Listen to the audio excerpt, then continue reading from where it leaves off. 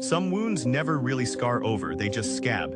And for the last month, I'd been forced to sit across a drafting table from the person who gave me my deepest one, Julian. We were once inseparable, closer than brothers, but something in him curdled years ago, and our friendship ended in a way that left me picking up the shattered pieces of my own confidence for a long, long time. Now, in our final semester of architecture school, we were paired for the capstone project, a project worth half our grade.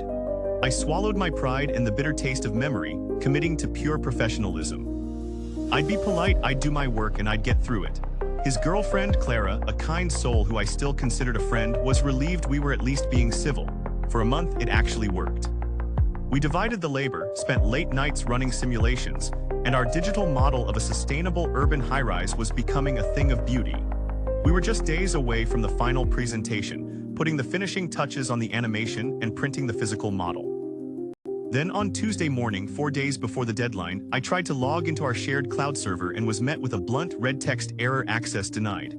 A cold dread, slick and familiar, washed over me. I checked my phone. A single brutal text message from Julian glowed on the screen. I'm finishing this on my own. You're off the project. My breath caught in my throat. He was stealing it. A month of my sleepless nights, my designs, my painstaking calculations, he was going to stand up in front of the board and claim it all. Panic began to claw its way up my chest, hot and sharp. My grade point average, my graduation, my future, it all felt like it was crumbling in an instant. I stared at the blank screen, the ghost of our work trapped behind a digital wall he had built. But as the panic crested, a cold, hard clarity took its place. I would not let him do this to me again. I immediately drafted an email to Professor Albright, our notoriously severe and unforgiving head of department. I kept it professional, attaching screenshots of the access denial, time-stamped logs of my contributions, and the text message from Julian. I explained the situation, clicked send, and felt a tiny flicker of hope. To my shock, he called me into his office within the hour. He looked over my evidence, his face an unreadable mask of stone, and I prepared for the worst. But then he looked at me, really looked at me, and said he would allow me to submit a different, smaller-scale project. A solo project. He even gave me a 3-day extension. The relief was so immense it almost brought me to my knees. As I walked out of his office, the seed of an idea, a dark and satisfying little thought, began to sprout. Julian had the main model file, yes.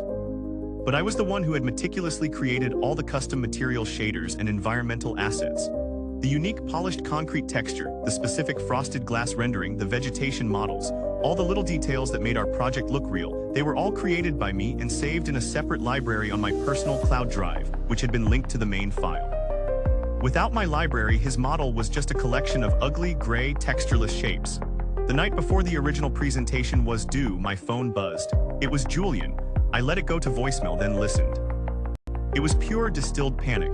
My files, Leo, where are my files? The model is corrupted, it's a disaster, call me back right now. A few minutes later he called again. This time I answered. The screaming started immediately. He accused, threatened, and begged. I let him burn himself out, and when he finally paused for a breath, I spoke, my voice as calm and steady as a frozen lake. I'm not sure what you're talking about, Julian. Professor Albright assigned me a new project. I'm not on that one anymore, remember? I deleted all the old files from my drive to make space. Good luck with your presentation. Then I hung up the phone, opened my cloud drive, navigated to the folder labeled Capstone Assets, and held my breath as I clicked permanently delete. The next day, I sat in the back of the lecture hall. When Julian's name was called, he walked to the front, his face pale. On the main screen, our once beautiful building appeared as a grotesque, plastic-looking skeleton.